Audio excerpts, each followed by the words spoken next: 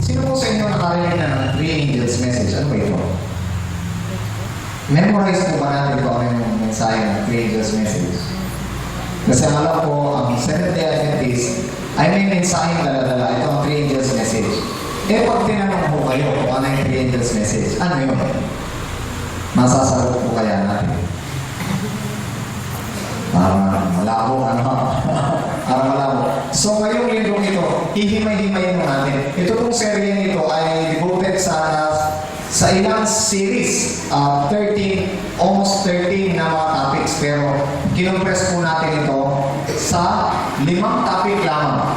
So, Brother Johnny, wala po ako sa Sabado. Kung ka mag-i-expect na nandito ako sa Sabado, ito'y binayad ko lang doon sa kakulangan ko na wala ako, no? Gabi-gabi yun. Pero at least, di ba, may panahon ng pagbabayad. So, ang three angels message. Sino pong naniniwala na ang three angels message ay mahalaga? That's all right. Okay. Meron po ba kayong relihiyong alam na ipinangangaral ang three angels message? Wala ako na. Meron ano pong relihiyon? Christian po. Christian. Narinig niyo po yung three angels message? Opo. Ano po ang mga mensahe ng three angels message? Kung hindi po ba yun sa ano ba? Apocalypse. Apocalypse. Ako po yung may Alzheimer, makakalimutin na po. Alzheimer, okay. At So, bata po ko, alam ko lahat yun. okay, very good. So, at least, di ba, ma-review sa inyo itong three angels message na ito. Okay, so, gabi-gabi po, sana nandito tayo at pag-aaralan natin itong tatlong anghel na may mensahe. Okay? At ito ay nasa Apocalypse, Revelation chapter 14. Ang sabi ng isang writer, ang pangalan niya Ellen G. White, ito po isa sa mga kilalang writer natin, paborito nating writer. Ang sabi niya sa kanyang statement, the Seventh-day Adventist mission statement ng Seventh-day Adventist, ang sabi niya, in a special sense, Seventh-day Adventists have been set in the world as watchmen and light bearers. Ito'y mensahe ng Seventh-day Adventist sa buong mundo bilang mga watchmen and light bearers. Ano ba yung sabi ng watchmen? Usually kapag pinaliligiran ng kampamento, na paliligiran ng wall, usually may mga watchmen para makita kung merong mga kalaban na darating. At usually yung kanilang mga templo o yung kanilang mga kampamento nasa ibabaw ng bundok, ng mga bundok. Para kitang-kita agad nila yung sino dumarating. Ano naman yung light bearers? Sila po yung tagadala ng sulok. So, ang Seventh-day Adventist, ang role natin sa mundo ay hindi kagaya ng role ng ibang mga Kristiyano. Pagkaman lahat ng mga Kristiyano ay nag-preach ng salvation, may special task ang Seventh-day Adventist na peculiar kaysa sa ibang mga Kristiyano. At ito yung tinatawag nating three angels message. Bagaman, salvation din ang pinipreach ng lahat, may special task para sa atin. To them has been entrusted the last warning for a perishing world. On them is shining wonderful light from the Word of God. Ano naman ang wonderful doon sa light na yun? They have been given a work of the most solemn import. Most solemn import. So ang importance ng atin ay most solemn because it is the proclamation of the first, second, and the third angel's messages. So importante pala itong first, second, and third angel's messages. So kung importante ito, alam ba natin ito? Kung alam natin ito, ano ito? Medyo very challenging yung ano to. There is no other work of so great importance. They are to allow nothing else to absorb their attention. So kanina pinag-uusapan namin ni Brother, ano ba i-discuss ko dito yung anchored in Christ o itong three angels message. Pinili ko yung three angels message dahil dito. Because there is no other important topic. So important, this is the present truth. Walang pinaka-importante topic sa kasalukuyan natin maliban na ang malaman ng first, second, and third angel's message ng Revelation chapter 14, verse 6, 7, 8, and 9. At itong hihimay-himay natin, word per word, ngayong buong linggong ito. When I say word per word, kada word, isang topic. Kada word, isang topic sa Three Angels message. Kaya lang, kulang po ang oras natin. Kaya medyo kinumpress na lang natin ito sa loob lang ng 5 days. So ito ang task na ibinigay sa atin. Ano bang talento meron tayo? Isa lamang ang iisipin natin, paano may paparating ang Three Angels message sa buong mundo. So ano ang fact number 1 sa Three Angels message? By the way, can you recite by heart yung Three Angels message? At nakita ko ang isang anghel na nanawag mula sa langit na may dala-dala, walang hanggang pabalita mula sa langit. Na ipinabalita sa lahat ng tao sa lupa, lahat ng angkan, lahat ng wika. Mas memorize ko sa English eh. And I saw another angel coming down from flying in the midst of heaven, saying with a loud voice, carrying the gospel to be preached to all the world, people, tongues, nation, and kindred and tongue, saying with a loud voice, fear God and give glory to Him, for the hour of His judgment is come, and worship Him that made the heavens. So, isa-isahin natin yan, ano? Revelation 14:6 says, I saw another angel fly in the midst of heaven, having the everlasting gospel to preach to them that dwell on the earth, to every nation, kindred, tongue, and people. So, ang una natin pag-aaralan yung I saw another what? Angel.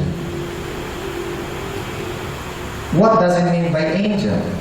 Ang unang proposal ko, that messages are proclaimed by human beings aided by angels. Ang mensahe ng tatlong anghel ay ano? Mensahe ng bayan ng Diyos, mensahe ng mga tao na tinutulungan lamang ng mga anghel. So, isahin po natin yung angel na yan. What does it mean by angel? Angel, sa Biblia, are literally spiritual beings, mga spirito na galing sa Diyos, na galing sa luklukan ng Panginoon. Pero, pag pinag-aralan natin ang Revelation, angel come from a Greek word, angelos, which means messenger. Doon din galing yung good news or good message, which means Oangelos or Evangelos, which means Evangelio. Evangelos. So, sinulat sa Revelation chapter 1 verse 3, God gives the message to Jesus. Ito yung process ng pagbibigay ng message. Mula sa Diyos, patungo kay Jesus. Mula kay Jesus, patungo sa Holy Spirit. Ito yung transition protocol ng message. Pag binasa natin ang Revelation chapter 1, 1 to 3. Ang protocol from God to Jesus, from Jesus to the Holy Spirit, and from the Holy Spirit, the message will be given to the angels. Natatapos ba doon?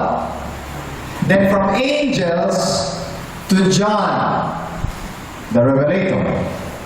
Natapos ba kay John?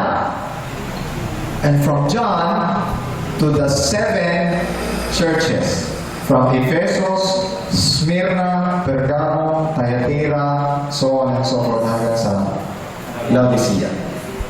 So, ito yung transition ng angel's message. So, involved ba dito ang tao? Pero saan galing ang message? Sa Diyos. Ulitin natin. Mula sa Diyos patungo kay Jesus. Mula kay Jesus, Holy Spirit. Spirit, angels. Angels, John, or tao. John to the 7 churches. So, ito'y mensahe na ipinararating sa lahat ng mga churches sa buong mundo. So, the Greek word angelos means messenger. Dito galing yung Evangelos, which means Evangelio, or good news, to bring the message to the whole world. So, itong message na ito should be proclaimed to all the world. So, ang message na ito ay hindi naman makakarating sa buong mundo without the instrumentality of human beings. Paano natin masigurado yan? Sa New Testament, si Epaphroditus, Philippians chapter 2 verse 25, was called messenger or angelos. Does it mean angel siya? Ginamit din si John the Baptist, tinawag din sa Matthew chapter 11 verse 10 as messenger. From the Greek word angelos. Anghel ba si John the Baptist? No. Tinawag din si John the Baptist sa Luke chapter 7 verse 24 as messengers of John the Baptist. Yung kinausap si Jesus Christ, may darating pa ba na Messiah bukod sa'yo? Ang tawag din sa kanila ay angelos, messengers. Anghel ba sila? At kapag ka nagkukulkultor ako, pag dumating, sabi niya, nandito kayo mga anghel. Ha? Mga tagapagpabalita, di ba?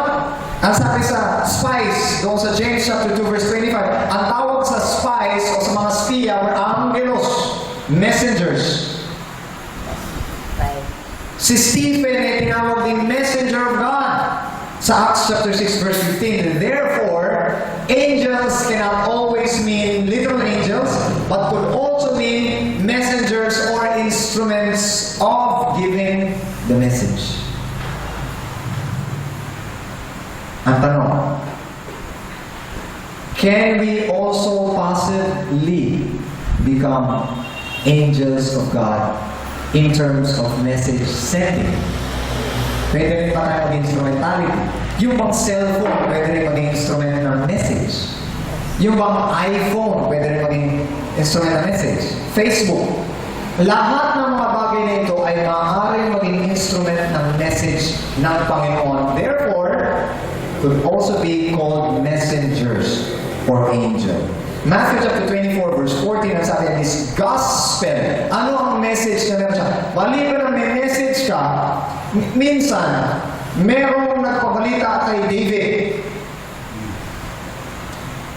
Ura-ura, umalis siya. Sabi, pabalita ko pagdating doon, ano balita mo? Sabi niya, hindi ko alam. Excited siya, nauna pa siya.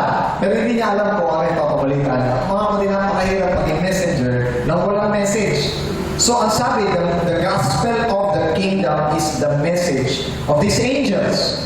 Ang mga anghel nito, and the gospel of the kingdom shall be preached in all the world for a witness to all nations, and then shall the end come. Ang prerequisite sa pagdating ng Panginoon is the preaching of the gospel to all the world as a witness to all nations. Is it a prerequisite or is it the result? Okay, tingnan natin ha. Ang pagpaparating ng pabalita sa buong mundo is actually the result of the end. Kasi magkasabay ang end at magkasabay din ang pagpaparating ng pabalita sa lahat ng mga tao. So ang central focus ng three angels message ay makarating ang pabalita, tapusin ang pabalita. Sinimulan ng mga apostol, pero kung walang tatapos, wala rin mangyayari sa prophecy ni Jesus Christ in the gospel of the kingdom shall be preached into all the world as a witness to all nations, then shall the end come. Therefore, ang mensahe ay hindi dapat pabagal-bagal. Ang mensahe ay dapat gawing mabilis at mas makapangyarihan. Nakuha po ninyo mga kapatid? Na sabi ng ang utos ng Panginoon, this is a command, an imperative mode. Ang sabi dito, go ye into all the world and preach the gospel to how many? To every creature. Kailangan makaparating ang pabalita to every creature. To every creature. So, gaano ba kadami ang nakakaalam ng gospel of the kingdom ngayon? How many Christians are there all in all in the whole world? Napakaliit lang ang percentage. Okay? Compared sa Hindu at compared sa mga Buddhist na marami pa rin nila. Okay? Now Matthew chapter 28 verse 9 is, go ye therefore and teach all nations. Ito na, ang context ng pagpapabalita ito. Teaching all nations, making disciples of all nations, baptizing them in the name of the Father, the Son, and the Holy Spirit. So, in order to, para ma-reach ang lahat ng mga creature, Kasi kung hindi mo na-reach ang mga nations, paano mo ma-reach ang lahat ng people? Mamaya, tribe, kindred. Ano yung sabihin ng kindred? Families.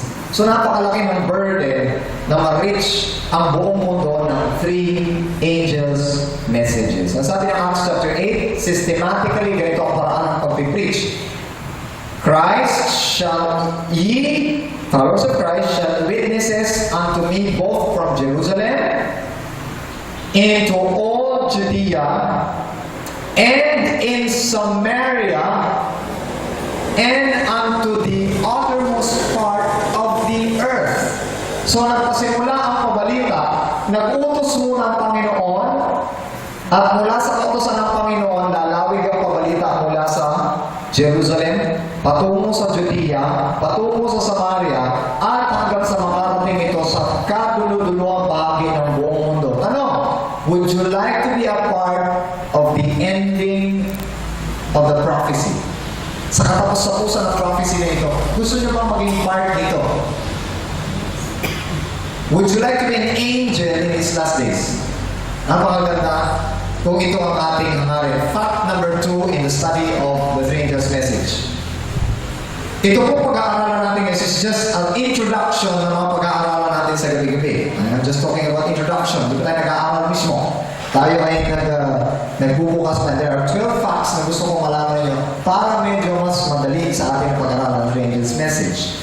Fact number 2. The angels fly in the midst of heaven means that the message is of heavenly origin. Hindi ito naisip lang o na-construct lang sa isip kaya ipinangaral. Ito'y galing mismo sa Diyos. Ang sabi sa Revelation chapter 14 verse 6, and I saw another angel fly in the midst of heaven. In the midst of heaven, which means from heaven. O galing ang mensahe sa langit. Kaya yung ating aral tungkol sa sanctuary, hindi yan naisip lang o naging katang-isip lang. Galing talaga sa Diyos ang mga mensahe, and we wouldn't dare na magparating ng mensahe na hindi galing mismo sa Diyos. So as Seventh-day Adventists, hindi tayo nag-iisip-isip lang ng mga, maganda ito, maganda ito. No. Kailangan galing mismo sa Diyos, authenticated, kahit ang mga ating mga practices, kailangan galing mismo sa Diyos. And how do you authenticate that? From the Bible. Or kung may mga visions or whatever, should come from God. Okay? Hindi galing sa tao. Now this is a view of the heavenly realm. So, dadalhin tayo ng Panginoon sa mas mataas nating kaisipan sa hindi pa natin narating galing mismo sa langit para lang ay parating ang pabalita sa huling araw na ito. Have you read the books of Ellen G. White? Do you think these are fabricated, manufactured visions? This comes from heaven, an authentic message from heaven. Ang sabi sa fact number 3 para sa Revelation, the messages are proclaimed with a loud voice. Hindi mahiyain. Loud voice. Ang sabi dito, with unmitigated power. Hindi nahihiya at hindi natatakot kahit anong kanyang sabihin. Let me give you an example. Si John the Baptist, bakit napugutan ang ulo? Ha? Dahil hindi ingat magsalita? Isa pa natatakot. Ay, hindi siya natatakot mga kapatid. He proclaims the gospel and along with it, proclaims the law of the Lord. Ang problema mga kapatid, maraming mga reliyon ngayon ang pinoproclaim nila ng gospel, pero pagdating sa law of the Lord, they do not proclaim the law of the Lord. Kasi natatakot sila na baka sila tanggihan ng mga tao kapag pinoclaim nila ang law of the Lord. Baka masaktan ay hindi pumasok sa church pag nasaktan. Nakuha niyo mga kapatid? Baka masaktan yung ego, yung mga kasalanan nila, baka masaktan, baka mag-hesitate na pumunta sa church. And yet, Isaiah, nakita niyo ba si Isaiah kung paano mag-preach? Nag-preach si Isaiah sa harap ng hari, even to the point na pumasok siya sa Pumasok siya sa isang tree, at pagkatapos ay nilagari ng hari yung tree kasama na ng katawan ni Isaiah. Nagpipreach tayo ng gospel na kagaya ni Elijah, na kahit na patayin tayo, gawin sa atin ang kahit ano, ilagak tayo, kaya paano man gawin sa atin? And this was of the same response doon sa ginawa kay John the Revelator. Ano ginawa kay John the Revelator?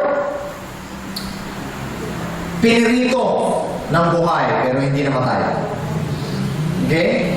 So, unmitigated power. Ang kapangyarihan ng religious message ay hindi marunong kumilala ng tao. Naintindihan niyo mga kapatid? Makapangyarihan at sinasabi ang katotohanan gaano man whatever it takes. Okay? Hindi ko kaya tagalugin yung whatever it takes. Gaano man katindi ang kalalabasan nito. Okay? Revelation chapter 14 verse 7 sabi, say with a loud voice. Pag sinabing loud voice, could be heard by people.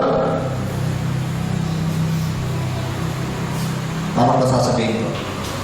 Verbal or non-verbal. Verbal or non-verbal. Naririnig ito sa pamamagitan ng bibig, pero naririnig din ito sa pamamagitan ng gawa. At minsan, alam niyo kami ng pag-asawa kapag kami nag-argue, mas makapangyarihan siya. Bakit? Kasi tumatahimik siya. At yung katahimikan na tumatalo sa akin, pag nanahimik na ang babae, napakamapangyarihan na. At ang style ng asawa ko, magte-text. Pag nag-text, hindi ka pwedeng mag-argue. Magte-text o kaya susulat. Noong unang panahon nagsusulat. Susulat siya ngayon, magte-text na. Pero it has a deep impact within my heart. So ang point ko dito, in the last days, God's word is going to what? To be proclaimed to all the world with unmitigated power, hindi natatakot. Ang problema mga kapatid, kung tayo ay inconsistent sa aral na ipinangangaral natin, most probably takot din tayo na na-preach ito kasi baka bumalik sa atin. Sasabihin, bakit ikaw? Bakit yung asawa mo? Bakit yung kamiyembro mo? Bakit yung pagka ginano na tayo, minsan halos hindi na natin masagot. Do you get the point? So mga kapatid, in order to be powerful in preaching this gospel, we must live what we preach. Tama po ba? Kailangan natin isabuhay yung ipinag-preach natin kasi it wouldn't be loud kung hindi natin kaya isabuhay ang preaching na ito. Fact number 4. The angels are flying. The angels are flying. The messages are to be proclaimed with utmost velocity. Napakabilis at nakarating sa buong mundo. Gaano kabilis mga kapatid ang angel mag-fly? I don't know. Siguro mas mabilis pa kaysa sa light. Mas mabilis pa sa light. Gaano ba kabilis ang light? Ang sound kung hindi ako nagkakamali, is 300,000 miles per second.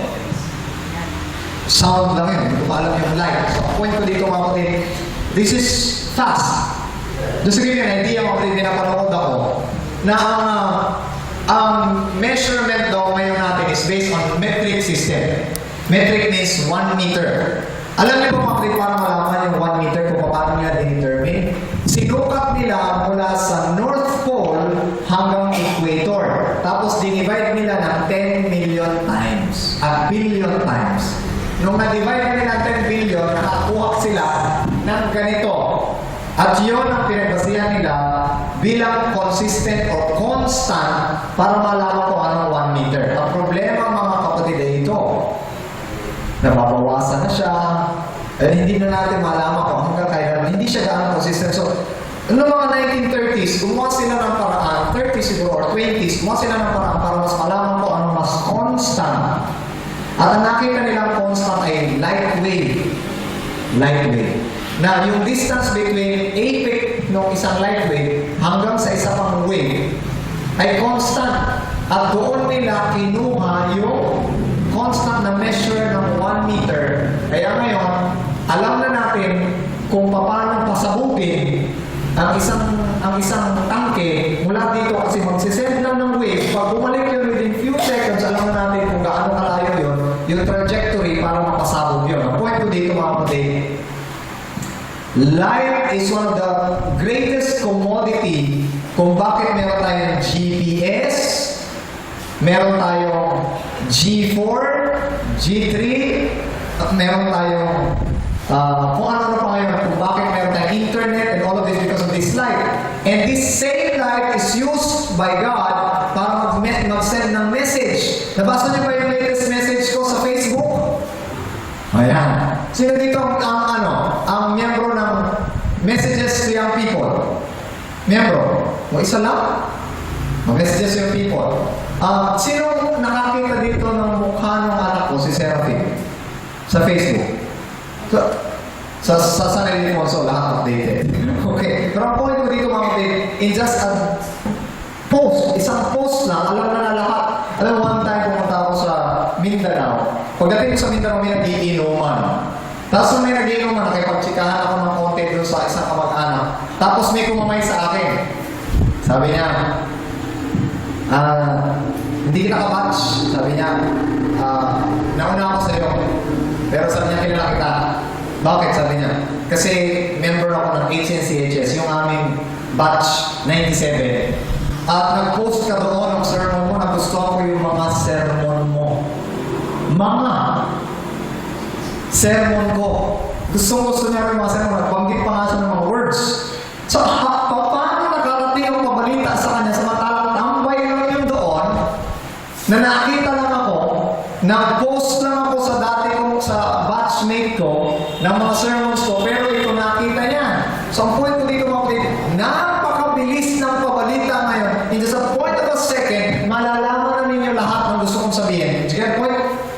Alam niyo ba ngayon, gabi-gabi sa Sapang-Dayak, sa Sapang-Dayak, gabi-gabi ay nagre-revival ako. Sabay ninyo. Alam niyo ba? Paano nangyari yun? Kasi binigyan ko sila ng USB. Tapos sasalpak nila sa TV ni Sister Susan at ngayon ay pinakikinggan din nila yung mga mensahe din na napapakinggan nyo. Yung Three Angels message. So ang point ko dito mga kapatid, paano nagiging napakabilis ng pabalita? Because it has swiftness, a velocity. Ang problema lang natin mga kapatid, napakabilis ng mga anghel, napakabagal naman ng mga tao.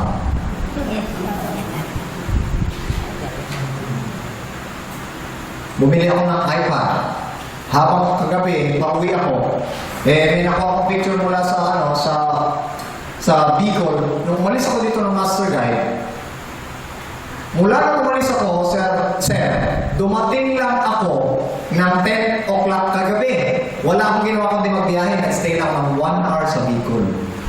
1 hour lang. At wala akong ginawa kundi travel lang almost about 23 hours na travel balikan. Pero habang nasa bus ako, nagfe-Facebook ako kasi yung bus ay merong Wi-Fi. So ang point ko dito mga napakabilis ng pabalita na kung patamad-tamad tayo na magbigay ng pabalita at imbis na gamitin ang mga instrumentong ito sa pagpapabigay ng pabalita, ay ginamit lang natin ang pagsiselfie. Naintindihan niyo ba mga kapatid? Ginamit lang natin sa pagsiselfie kasi tayo mga selfish. Paano matatapos ang pabalita with great velocity kung ang pinipreach natin ay galing sa lupa? Hindi naman galing sa langit. Nakita niyo ba yung post ko na magkahawak ng kamay ng dalawang lalaki at babae? Tapos sabi ko doon ay abstinence sa sex. Kasi maraming mga kabataan ngayon ay ako umaling na sa sex. So, ang sabi dito, I saw another angel fly in the midst of heaven. So, ang angel, ang message, ay pinararating with great velocity na napakabilis. Napakabilis. Marami tayong mga bagong binyagan. Bagong binyagan, pero nag-Facebook sa akin kagabi, sabi niya, Pastor, napanood ko yung ganito mo. Na-inspire ko, salamat. Yung bagong binyagan. Hindi ko makakilala. At pag pumunta ako sa Cavite, kung saan sa Nervous, napanood namin lahat yung sinabi. Kaya nalulungkot ako, napanood na nilang lahat, kayo hindi pa. So nag-iwan ako ng USB ngayon, at kung makakapag-devote pa kayo ng ibang time or sa TV sa TV ninyo, or whatever, panoorin yung bakit kasi ang mensahe ay kailangan ng makaparating. At sabi ko, hindi ko kaya hatiin, Brother Johnny, ang katawan ko. Pero pwede kong hatiin ng USB. Pwede makarating ang pabalita. Kagad. And how does it happen? The miracle of God. The miracle of God. So with swiftness. Sabi ng fact number 5, as a background para sa pag-aaral natin bukas. Bukas po kayo mawawala. I will preach about everlasting gospel. The everlasting gospel. At sabi, the messages are to be universal in scope. And when I say universal, I don't only mean this world. The scope must be universal, I mean the whole universe. The message is for the whole universe. Why do we act this way? Bakit ganito ang ating pag-asal? Kasi meron din nakatingin sa ating beyond this world. And this message is universal. Ang sabi dito, to every nation, kindred, tongue, and people. Punta tayo sa nation. Does it mean my nation? Nation are a group of people united in one purpose. Kindred are families or tribe. Tongue. Ilang tongue meron dito sa Pilipinas? Marami. Napakarami. Tongue means language, dialects, and people. Ano ibig sabihin ng people? Ang people sa Greek word is group of persons. Ibig sabihin ng group of persons, unit. Unit such as barangay, municipality, province, region, and nation. Ang tawag dito ay group of people. The people of San Miguel, the people of Cebu, the people of whatever constitution man yan are also known as, ang tanong mga kapatid, nakarating na ba sa lahat ng barangay ang message ng 3 angels? Ang tanong natin mamaya, ba 3 angels, Pastor? Medyo piniprepare ko lang muna. Kasi ito yung premise na dapat na makarating. At bakit kailangan makarating? At gaano kabilis bago makarating? Bago sasabihin sa inyo kung ano message, kung baga, hinihimay-himay muna natin yung sobre. Bago natin basahin yung message. Gaganda ka nitong sobre nito. Ito kay galing sa ganito. Ay, ito pala yung nakarating ng 3 araw. Bakit na delay? Dyan lang sa isang barangay. Oh. So ang point natin dito mga ito pala ang pinag-aaralan natin ngayon. Universal, pang buong mundo. Hindi ito pinag-uusapan lang dito sa gilid-gilid. Lahat ng mga tao makakaalam nito. At walang nation, walang town, walang tribe, walang barangay na hindi makakaalam ng 3 angels message. So sa tingin niyo mga kapatid, kung patapos ng gawain, o pasisimula pa? Patapos na. Well, tingnan natin sa bawat barangay. Nakarating na kaya ang 3 angels message? Ilang barangay na kaya nakarating na? Para malayo-layo pa tayo, mga kapatid. So, ang point ko dito mga kapatid, tayo nakaparating na tayo sa Cebu, pero hindi pa tapos ang ating gawain. Bakit? Kasi tayo pabagal-bagal. Of course, kasi ang pension natin hanggang doon lang. Pero bilisan natin mga kapatid. Sino dito mga technological powers? Sino dito ang mga graduate na ganito? Sino dito? Pag-isipan natin maigi kung paano gagawin yan. At huwag kang maghintay sa church board, huwag kang maghintay sa elder, gumawa ka sarili mo kung paano tatapusin ang gawain. Kasi kung hindi ka bahagi ng angel, bahagi ka ng mission field. Kung hindi ka missionary, mission field ka. Nakita niyo mga kapatid? So I saw another angel. Ano ang i-preach, sabi? To preach, wala na everlasting gospel, bukas na, to preach unto them that dwell on earth, to every nation, to every kindred and tongue. Preach. So dapat na iparating ito. Now, this is our goal. All of us should be united in one purpose of reaching all the people in the world. At napakalaki pa ng ating task. Huwag niyong sasabihin mga kapatid na napakalapit na. Kasi kung i-statistic natin ngayon, malayo pa. Kaya kailangan natin ng dagdag na kapangyarihan, dagdag na dedication at commitment para matapos ang gawain. Fact number 6. Malahati na tayo. The messages are to be proclaimed in their proper order. Ang problema mga kapatid, ipipreach agad natin ang 666. Sabi ni Sir Matulayan, wala pa nga yung 555. 666 na agad. Mga kapatid, wala ka sa ayos kapag ka-finish mo agad 666. Iayos mo because the gospel has an order. Order may kaayusan. And they are consecutive and cumulative. Consecutive, hindi pwedeng mauna ito bago ito. Kaya iniiwan tayo ng ating mga member kasi inuuna kaagad natin yung hindi dapat unahin. What does it mean? What do I mean? Ang sabi ng Revelation chapter 14 verse 6, 8 and 9, and I saw another angel. So nauna yung first angel. And another angel followed the first angel. So dapat mga kapatid, huwag pauna-una. Paunahin muna natin sa barangay ang first angel. But for me, ang message ng born again at ang mga Christian friends natin are good messages. Kaya nga, mas maganda na marating natin ang pabalita sa mga lugar na nakaratingan ng pabalita. Usually, di ba? Dahil kapag ayaw nilang makinig sa mga kapatid natin na nangangaral sa kanila, may second message na ibibigay para sa kanila. At pag ayaw pa rin nila makinig, may third angel na ibibigay sa kanila. What does it mean? Tingnan natin. The first angel's message, recorded in Revelation chapter 14, verse 6 to 7, talks about God's command.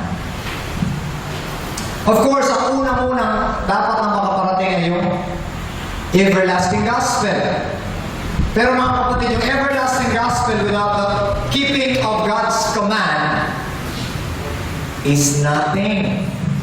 Ang problema mga kapatid, kung puro everlasting gospel, grace, pero ayaw naman natin i-fulfill yung response natin sa grace is half-truth. So ano sabi ng first angel's message? And I saw another angel flying in the midst of heaven, having the everlasting gospel to be preached to all the world.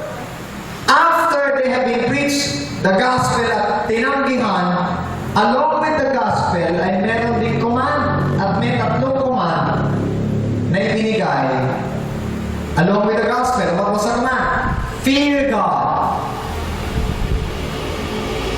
Fear God. Pangalawang command, give glory to Him.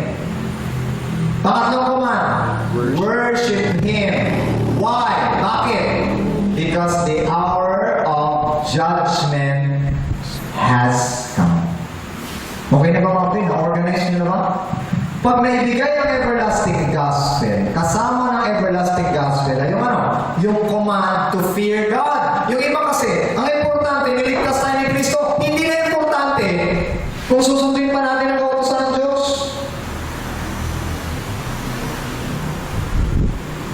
Pwede ba yung mga kapatid? Pwede bang niligtas tayo ng Panginoon, pero wala tayong pakialam kung sundin man natin ang Diyos o hindi. So, bukas, pag-aaralan natin, hindi bukas ha, sa susunod na bukas, pag-aaralan natin, what does it mean to fear God? Ano ba ibig sabihin ng matakot sa Diyos? And yung matakot sa Diyos lang mga kapatid, isang session na yan, buo.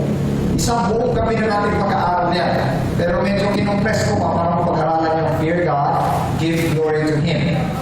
Okay? Give glory to Him. And worship Him. So tatlong command na pag-aaralan natin, fear God, give glory to Him, and then worship Him. Tapos yung dahilan, because the hour of judgment has come. Yan yung first angel's message. Anong first angel's message? It talks about the command. Ano naman ang second angel's message? Revelation chapter 14 verse 8, the call. Tinanggihan mo yung command, God will call you. Tinanggihan ni Jonah yung command, anong ginawa? God called him back again. Pagka tinanggihan mo yung command ng Diyos to fear God, give glory to Him, for the hour of judgment, ang susunod ay call. Ano ba ang call ng three angels message? Ano sabi ng second angel's message? Babylon has fallen, the great city, who made the nations drink of the wine of her fornication. Ang Babylon ay nabuho ang dakilang Babylonia, ang syudad na nagpainom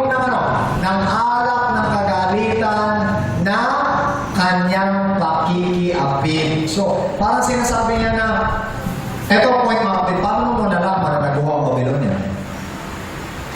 Kung hindi mo alam yung mga command ng Panginoon, paano mo malalaman na nag-fall short sila sa command ng Diyos? Kaya mga kapatid, without the first, yung command ng Panginoon, hindi mo rin malalaman, hindi mo madi-distinguish kung bumagsak na yung mga relihiyon o hindi.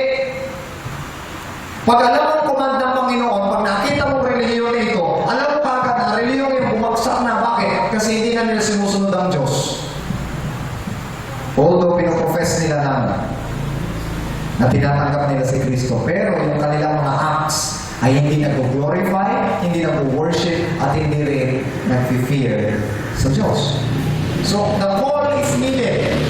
Then, pag tinanggihan pa rin ang call, Brother Johnny, the third angel's message is to be given. And the third angel's message is about the caution. Caution. Warning. Dahil ayaw mo pakinggan ng first angels, ayaw mo tinanggihan mo ang second angel, may third angel pa para sa iyo, isa uling pagkakataon para sa iyo. And what was the message of the third angel? Ano sabi? If anyone worship the beast and his image, the same shall drink of the wine of the wrath of God without mixtures.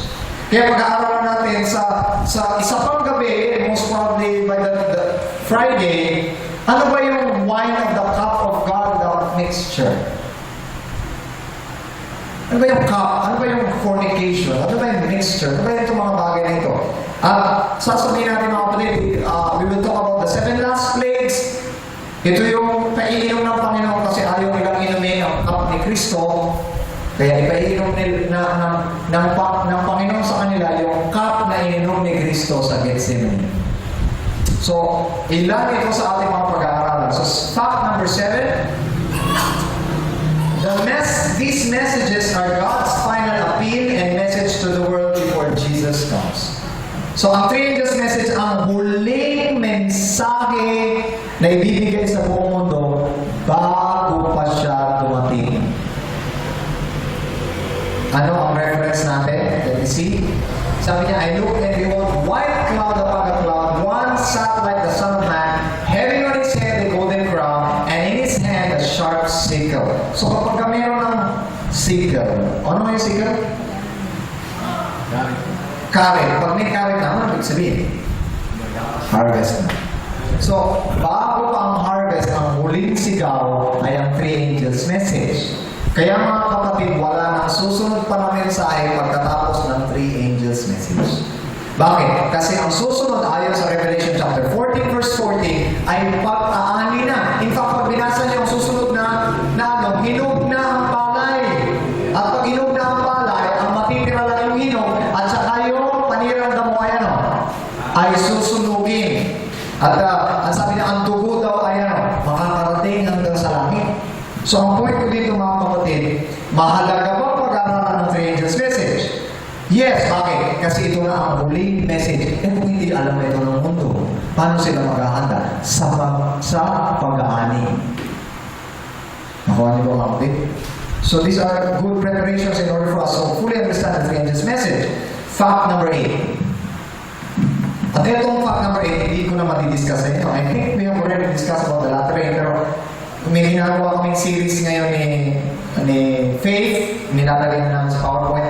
We'll talk about the latter rain. Yun lang ang pag-uusap, the latter rain. Pero ang sabi dito, the messages are accompanied by the ripening power of the latter rain. Ang mensahe nito ay kasama ang paghilot sa pamamagitan ng kapangyarihan ng huling ulan. Ano sabi? Ang huling ulan na ito na lamang ang kapangyarihan para tapusin ang gawain ng Panginoon. We cannot do it on ourselves. There is a power greater than us that we need. At ang kapangyarihan nito ay dapat mas malakas kaysa sa kapangyarihan ibinigay ng Panginoon sa Pentecostes. Kaya I doubt, maraming mga Pentecost, whatever ngayon, na ang lagi nilang ini-expect na kapangyarihan, yung tinanggap din ni Pedro, ni Juan, at ni Santiago saan? Sa Pentecost. Ang problema mga kapatid, napakahina po ng bisa o ng kapangyarihan mo kumpara sa kapangyarihan ng huling ulan. Amen? Napakalakas na kapangyarihan ng huling ulan sa huling araw. Pero para maging makapangyarihan ka sa huling araw, we need to have that requirement. Yung isang buhay natin, makapangyarihan ng Diyos. Fact number 9. The messages are linked with the most holy place of the heavenly sanctuary. Say for example, the hour of His judgment has come. Saan pagaling yung word na judgment? Kung pag-aaralan natin ang buong Bible, merong judgment na mangyayari sa huling araw. At ito yung nakasulat sa Revelation chapter 7. At ang judgment na ito ay patungkol sa sanctuary. Kasi isa lang naman ang day of judgment ng mga panahon. Yom Kippur, the day of judgment is yung once a year na ginagawa nilang judgment. At ito ay may kinalaman saan? Sa prophecy, sa 1844 prophecy, sa prophecy ng 2,300 days. At kung hindi natin maunawanin, kung hindi makakanda ang buong mundo para sa pangalawang pagdating ng Panginoon. Bakit? Kasi isipin na wala namang judgment eh. Okay, isipin na malayo pa ang judgment. Pero ang unay na naghahanda sa pagdating ng Panginoon, nagpasimula na ang judgment. At kailan nagpasimula ang judgment? Even before. Even 1844, nagpasimula na. So kung nagpasimula na ang judgment, ang hinihintay na lang ay matapos. Diba? Pero para sa lahat ng mga Kristiyano sa buong mundo, wala pang judgment. Matagal pa yung judgment darating, pwede pang gawin yung mga kung ano. So pag-aaralan din natin yan. Okay, fact for the hour of judgment has come. So ang Panginoon sa Kristo mga kapatid ay may ginagawa sa langit ngayon. Sa tingin nyo marami bang naniniwala dito na si Kristo ay namamagitan sa langit ngayon? So ito ay isa dapat natin i-preach. Bakit? Kasi without Christ's intercession, at naniniwala ba kayo na matatapos na ang pamamagitan ni Kristo at aalis na siya sa langit, bababa dito sa lupa para kunin ang sa Kanya. Pero kung ang paniniwala nila mga kapatid ay ano, ay pag namatay ka, didiretso ka na sa langit, bakit kailangan mong bumaba si Kristo dito sa lupa? Kung nasa langit ka na. Walang magiging silbi. Fact number 10, the acceptance or rejection of the messages is a matter of life and death. Bakit? Ang sabi dito, if any man, may choice, if any man worship the beast and his image, and receive his mark in his forehead or in his hand, the same shall drink of the wine of the wrath of God, which is poured out without mixture to the cup of the indignation. And he shall be tormented fire and brimstone in the presence of the Holy Spirit, and holy angels in the presence of the Lamb. So, may choice na dapat gawin ng buong mundo. At anong choice na ito? Ang huwag matatakan ng ano? Ng tatak ng hayop at ng halimaw o ng hayop. Eh, kung hindi nila alam ito, patatak na hayop. Microchip. Ito microchip, ilalagay dito. Hello? You missed the point. Kung hindi dito natin alam po microchip, natatakot na tayo na may microchip na ganito makababaw mga kapatid ng Diyos. Kung pilitin ka pala, brother, na lagyan ka ng microchip, hindi ka na maliligtas. Mga kapatid, napakababaw nito. At karamihan ng mga Kristiyano, ito ang paniniwala. At hindi lang karamihan. At yung mga Adventist. Nakakatakot kasi hindi siya spiritually based. Nakabase siya sa physical. Brother Sani, physically based. Kaya, pagka hindi ka pa, wala kang microchip, pakiramdam mo, wala kang patak na hayop. Excuse me. Paano kung wala kang microchip pero hindi ka rin maliligtas? Because you base your assumption upon physicals. So mga kapatid, ito ang magiging dulo ng ano? Ng mga ayaw tanggapin ang Panginoon. Ang character ng Panginoon. Sabi ng early writings, malapit na po tayo matapos. So, these messages were presented to me as an anchor to the people of God. The three angels messages, an anchor to the people of God. Those who understand and receive them will be kept from being swept away by many delusions of Satan. Kung alam lang natin ang three angels message, hindi ka na magpapagiwang-giwang. Hindi ka na madadaya sa iba't ibang araw. Bakit? Kasi delusion niya ni Satan kung alam ang three angels message. This is the real anchor na ibinigay sa atin ng Panginoon. So sa tingin nyo, mahalaga yung pag-aaralan natin ngayon. Medyo nabibitin tayo, parang candy na binabalatan ko lang. Hindi pa man natin tikman. Bukas, huwag kayo mawawala kasi hindi tikman na natin. Fact number 11, God will have a victorious people who will receive, proclaim, and obey the three angels' message. Mga kapatid, may victorious na mga tao. Ibig sabihin ng victorious na nagumpay at makapangyarihan, makakapag-preach. Pero kung hindi ka pa na nagumpay, paano mag-preach? Ganyan? Kung hindi ka pa na nagumpay, kung iniisip mo, imposible, hindi magkasala, pagka ganun lagi ang isip mo, kung paano ka pa makakapag-preach?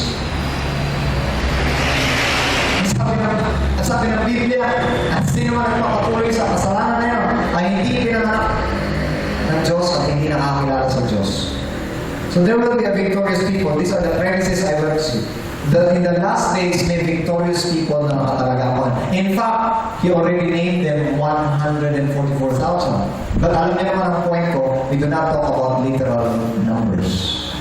We are talking about quality of people.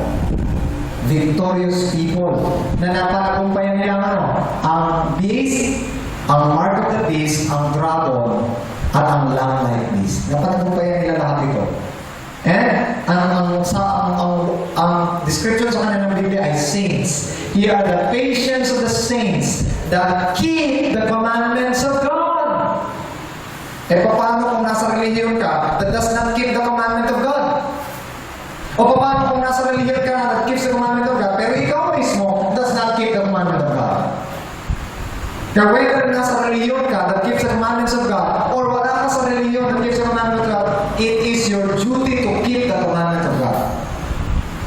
Religion or no religion. But of course, kapag you keep the commandments of God, it becomes your religion. Diba? Imposible naman hindi mo yung religion. So, I would say, panahon na para palayain natin ang ating mga sarili at palayain ang ating mga kapitbahay, mga mahal sa buhay, dahil malapit na ang pagdating ng Panginoon. Blessed are the dead which die in the Lord from henceforth. Ye, said the Spirit, that they may rest from their neighbors, and their words do follow them. So, in Revelation chapter 14, meron talagang mapanagumpay ng mga tao na susundan kahit namatay na sila. Susundin pa rin, Brother Sunny, ang kanilang mga ginagawa. Bakit? Because they are victorious. They are victorious. And I looked, a white cloud, and upon that cloud, one sat like the Son of Man, having on his head a golden crown. Golden crown means victory. So mga kapatid, lahat ito ay ibinigay sa atin ng Panginoon sa sign para magtagumpay tayo lahat. So fact number 12, and I end here, the central issue of the controversy and conflict of the end of time will be twofold. At ang issue na ito ay worship. Who do you worship and who do you obey? So pag-uusapan namin dito ang Sunday keeping at Sabbath keeping. Where do you get your Sunday keeping? Who do you obey when you keep Sunday? And who do you obey when you keep the Sabbath? Meron bang biblical text para sabihin you keep the Sunday holy? Or saan galing ang command na ito to keep the Sunday holy? And kung ikaw Sabbath, bakit naman Sabbath ang kinikat mong holy? So these are the issues that we need to tackle for the next days, 4 more nights. So mga kapatid, tayo ba'y pipili sa Creator o tayo pipili sa beast, sa hayop? Ang sabi dito, fear God and give glory to Him, for the hour of His judgment has come. Nasa ating choice, mga kapatid. So tonight, I would like you to sleep well, prepare your heart, pray, and then prepare sa ating medyo sisid bukas. Ang gabi tayo lahat ay tumayo na tayo po ay manalangin. Nakita po namin Diyos, maraming salamat po sa inyo sa paghahanda sa amin sa mga darating ng mga gabi ng aming pag-aaral. Niling mo namin ang kapayapaan ng puso samantalang kami ay patuloy na mag-aaral ng inyong mga salita. Nawa Panginoon sa aming pong pagbukla ay mapaunahan po kami ng Banal na Espiritu upang patuloy kami Panginoon na mahanda sa inyong pangalawang pag-faith. Maraming salamat Panginoon sa inyong pag-ibig sa amin at naniniwala kami. Natutugunan niyo ang panalangin sa pangalan po ng Panginoon Jesus. Amen. So mga kapatid, ang request ko po sa